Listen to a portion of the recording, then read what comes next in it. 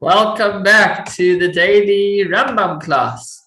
We are in the laws of Para Aduma, chapter 4. It is Thursday, and we have begun a new topic in the Rambam. Let's see where that finds itself in the Rambam at large, and what we will be covering in this particular subject. We are in volume number 10, Sefer Torah, the Book of Purity. Has 144 chapters and 8 subjects. And Baruch Hashem, we are now on to subject number 2.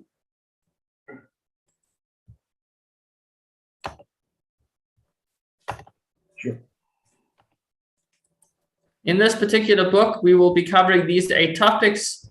In Tumas Mace, we already covered impurity of the dead. That was a very large topic. It took us about a month to learn. Now learning the laws of the red heifer. We'll spend about 2 weeks on that. And then Sora'as, 2 weeks on that about. And then Mishka Vavosha, Ben Sharavis, Atubais, other forms of impurity. About another month on that. And then we'll learn about foods, impurity with foods, 2 weeks on that. And vessels, about a month on that. And finally, mikvahs, a week and a half on that. Totaling 144 chapters. But now let's look at topic number 2, the Para Aduma, the red heifer. So these 15 chapters can be subdivided into the first 2 chapters spoke about the cow that is used, or the person that can do it, can do the job. Next few chapters, which we're learning now, chapter 4, yesterday, today, and tomorrow, we're learning about making the ashes. And then next week, Sunday through Thursday, we will learn about the waters. And then next week, Friday till Wednesday, we will learn about, Friday till Wednesday, we'll learn about sprinkling the waters. So that's what's up on the horizon. Let's take a look at today's chapter, which is Para Aduma, the red heifer, chapter 4. We're speaking about disqualifications, going through the whole process from when the cow is shafted, and then when the blood is received, and then when the blood is sprinkled on the waters, the burning of the cow to be made into ashes, and then it not being left overnight, where the woman can do it, and if other work can be done on the side. That is the topic. Those are the discussions that we'll be having today, different things that can disqualify the ashes of the red heifer. Let's get at it. Halacha number 1. 2 red heifers should not be slaughtered at the same time. As the Torah says, and you shall slaughter it. If the red heifer did not desire to go out, a black one should not be taken out with it, so that it would not be said they slaughtered a black one. So you shouldn't try to get it to follow another one of a different color, in case the onlookers will think that you're doing it wrong. Remember, we learned about Maris Ayin, what appears to the eye. We don't want people to think that we're doing the wrong thing, or something that is not okay is okay. Nor is another red one taken out, so that would not be said that they slaughtered 2 at once. So what do?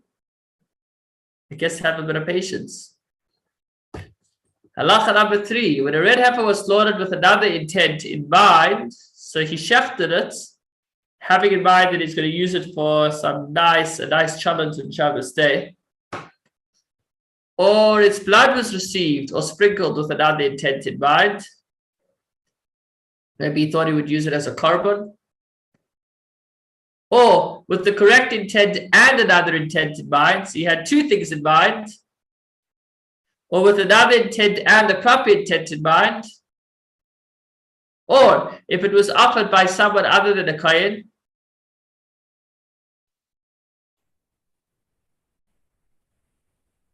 or it was offered by a kohen that did not have his 4 garments, or it was offered by a kohen while wearing the golden garments, or wearing ordinary garments. In all these scenarios, it is unacceptable. If it was shafted with intent, so if he had the wrong thing in mind, or if he had also the wrong thing in mind, or it was the wrong person or the wrong clothing, it's unacceptable. If it was slaughtered with the intent of partaking of its flesh or drinking its blood, So he thought, I'll actually enjoy the example I gave before. I'm going to have a nice challenge with this cow. Or he's going to drink the blood. I don't know how that works, maybe for medical life-saving purposes. It is acceptable. Why? The rationale is that the expression a pleasant fragrance was not stated with regards to it. So as far as all the other things that he had in mind that were wrong, they do disqualify, but specifically having in mind that he will eat or drink it does not disqualify because it doesn't say a pleasant odor. Which it says by other offerings, and therefore, although other offerings, if a person offered it with intending to eat it, those offerings would be disqualified. That is not the case with regards to the red heifer. If its blood was received in a container, it's unacceptable. As the Torah says, and allows that the priest will take the blood with his finger. The mitzvah is performed with the finger and not with the utensil. If he sprinkled the blood, even one sprinkling with the utensil, again, the sprinkling is unacceptable. He needs to do it by finger. If he performed one sprinkling with his left hand, it's unacceptable. It needs to be done with the right. If 7 Kohanim each sprinkled the blood at the same time, the sprinkling is unacceptable. It needs to be done in order. If they did so one after the other, it is acceptable. So each sprinkling needs to be done in succession, not at the same time.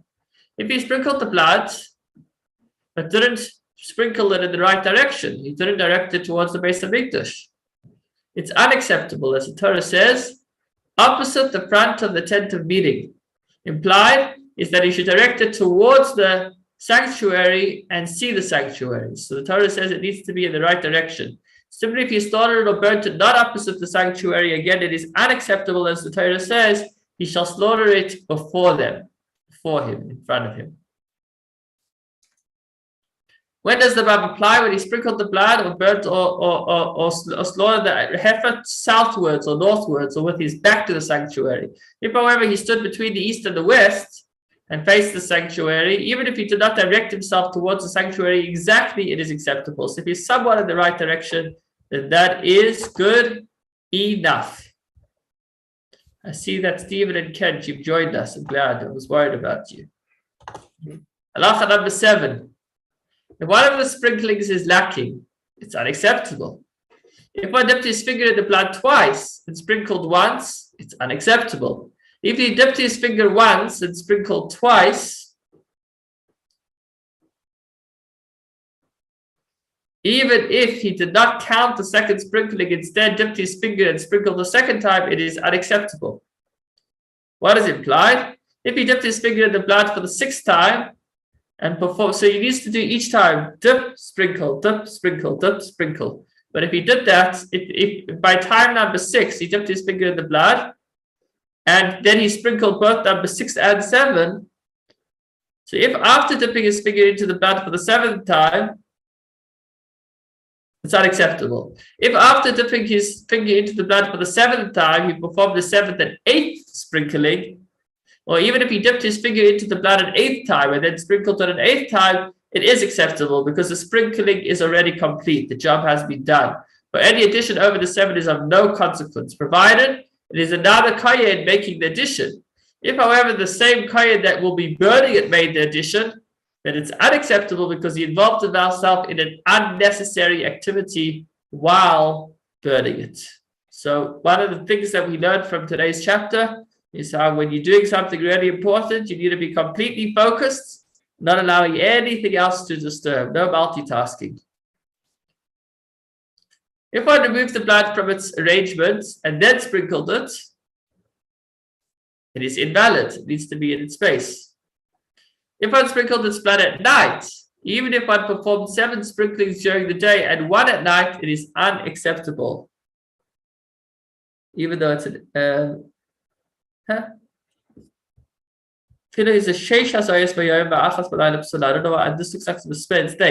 if one performed 6 sprinklings by day and did the 7th at night, then it's unacceptable. Let me see what it has in my Rambam.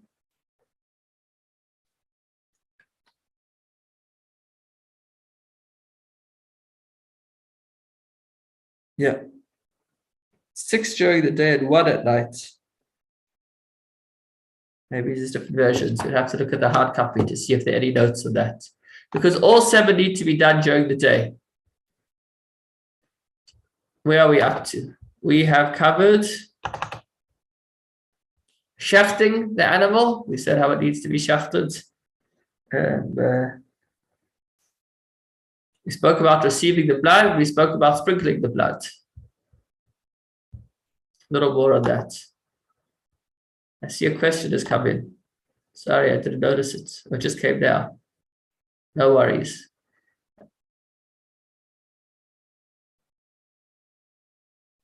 Good question. Steve has asked, it mentions that if he drank the blood, it is acceptable. But we know that blood is not kosher. The soul resides in the blood. We are not allowed to drink blood. So he's not saying that it is acceptable to drink blood. Rather, he's saying that the red heifer is still acceptable. And he's not talking about the red heifer being acceptable if he drinks the blood. He's saying if while he was preparing the red heifer, while he was shafting it, he had in mind to drink the blood. So that thought process doesn't disqualify the red heifer. So it could be he never actually did drink the blood. It's just that he had in mind such while he was shafting it. So such a thought, interestingly, does not disqualify the process. Although we need to be completely focused, that particular thought does not disqualify it. Have I cleared that? We don't see you, Steve. But I know that. Yes, thank you, Rabbi. Okay. Thank you. One final halacha of the sprinkling. 2 more on that. If I slaughter it outside the place where it is burned, even if I slaughter it within the walls of Jerusalem, it is unacceptable. He needs to shaft it in the same place that he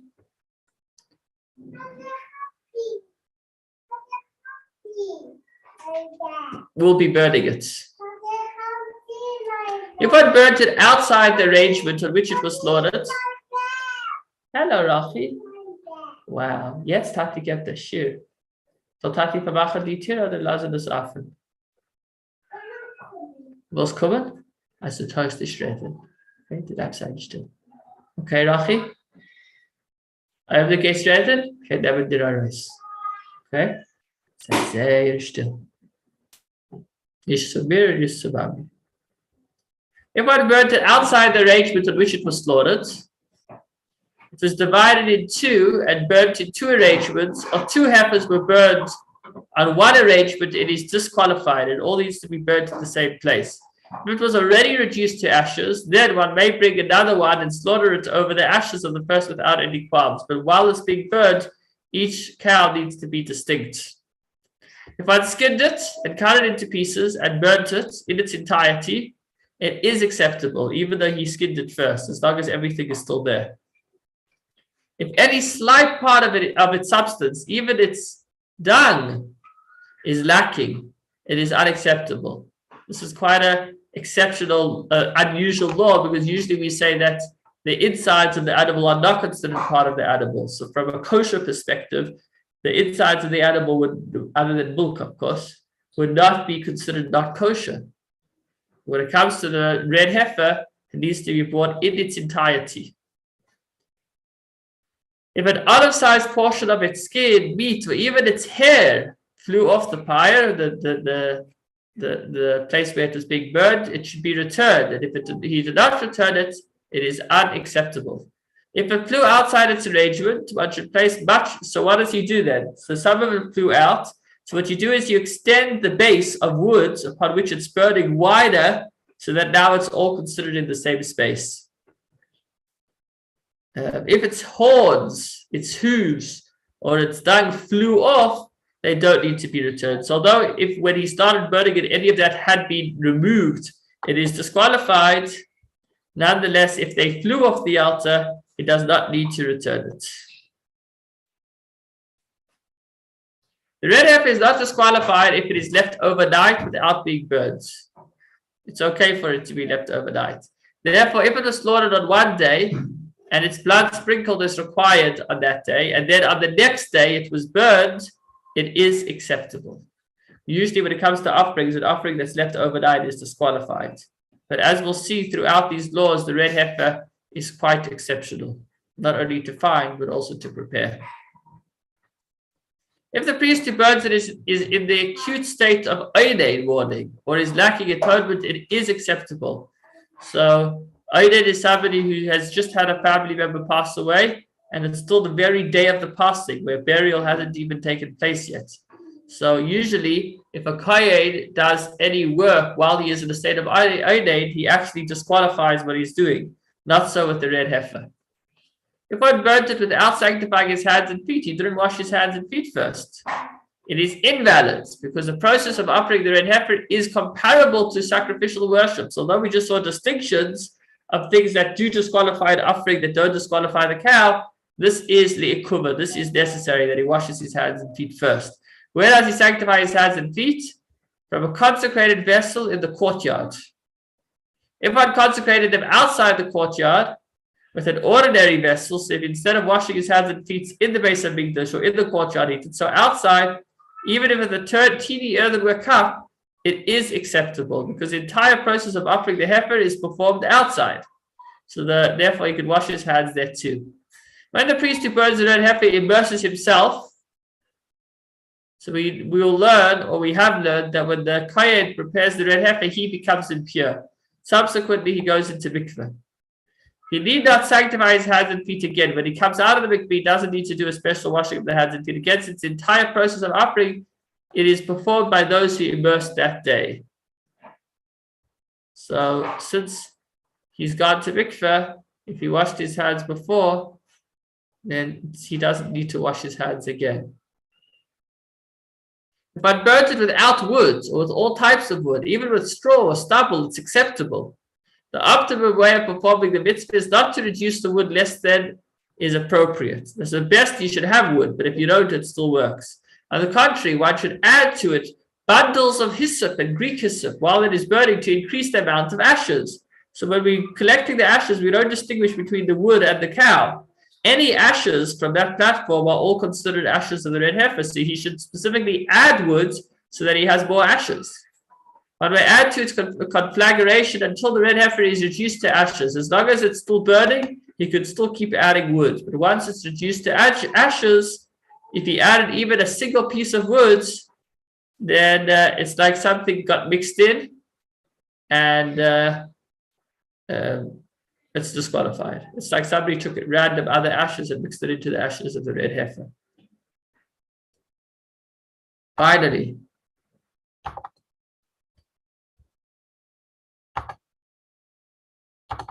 all of the activities performed with the red heifer, from beginning to the end, must be performed only during the day and by a male kohen, and the performance of work, if he does anything else at the same time or in the process, he will disqualify the red heifer until it is reduced to ashes. Once it is reduced to ashes, then it is acceptable, even if its ashes were collected at night and it was by a woman or he did other tasks. So as long as it's still burning, it has to be done by day, by a man with no other task. Once it's burnt to come down to ashes, then anything he does, even if it's a woman doing it, if it's at night, or if he's doing other things at the same time, it is not disqualified. What is a source that teaches us that the collection of the ashes is acceptable if performed by any person, with the exception of a deaf mute, or an intellectually or emotionally capable person, or a minor? It says in the Torah, and a pure man shall gather the ashes of the heifer. It can be derived that a priest is not required, any man. Moreover, it is as if it says a pure person, because in Hebrew, you don't have a word that applies to both man and woman. So it's like a pure person, meaning a man or woman can do that final task of gathering the ashes once it's been turned to ashes. What source teaches that the performance of work does disqualify it? The Torah says that he shall slaughter it. According to the oral tradition, we learned that the phrase comes solely to teach us. It seems like a redundant verse, and it's teaching us that that's all he should be doing. But if he gets involved in another task at the time, it is unacceptable. It also says there that the heifer shall be burnt before his eyes, meaning his eyes should be concentrated on it. This teaches that the performance of work causes it to be disqualified from the time of its slaughter until it is reduced to ashes. Anyone involved in burning it who performs another task disqualifies it until it is reduced to ashes. If one slaughtered the heifer and another animal was slaughtered with it, or a gourd was cut with it, he had a big knife and he tried to kill 2 cows with one knife. It is acceptable because he did not intend to perform other work. He did one act of shechting and something else happened at the same time. I don't know how he managed without intending on it, but nonetheless, it's fine. This applies even though the animal that was slaughtered with it is acceptable to be eaten. So you can actually go ahead and eat the other meat. For the slaughter of ordinary animals does not require concentrated intent. There's no special kavanas, concentrated things that a sheikh needs to have in mind when he shechts. He needs to just make sure that he does it right. So the animal, so he's just produced a kosher animal that he's shechted along the side, it's fine. If, however, one had the intent of cutting the gourd and it was cut while he was slaughtering the red heifer, the heifer is disqualified because work was performed during its slaughter. So the moment he had in mind to shecht the other animal, which for all practical purposes, I can't imagine how else he managed to do it kosherly, then it would be disqualified because we said he cannot do any other tasks at the same time that he's doing the red heifer. Let us test our knowledge. Which of the following things disqualify the paraduma? If its blood was received in a vessel, if it was burned by a non-kohen, if it was burned by a kohen who was wearing ordinary clothes, or all of the above? You're all on mute. All of the above. All of the above, yes. Yes. All the above. If the red heifer is slaughtered in Jerusalem and then burned outside Jerusalem, is it acceptable? No. No. No. Needs to be in the same place. Yes, it is. Hold on. Yeah. If the red heifer acceptable, is the red heifer acceptable if it was skinned and cut into pieces before it was burned? Yes, but make sure that all of its vital organs are burned. Yes, but make sure that all of its flesh and skin be burned and nothing be left out. Or no, it must be burned whole. Number 2. Correct. 2. He missed out some details, but we'll leave it at that. Question number 4. In which of the following scenarios is the red heifer unacceptable? If it was slaughtered by day and burned the following day, if it was slaughtered by day and burned by night, or if it was burned with inferior burning materials like straw or stubble? Number 2. 2. Correct. Yes. Well done. That's a 4 out of 4. Thank you so much for joining. Wishing Thank you you, a Rabbi. wonderful Shabbos. Same. You too, Bye-bye. Rabbi.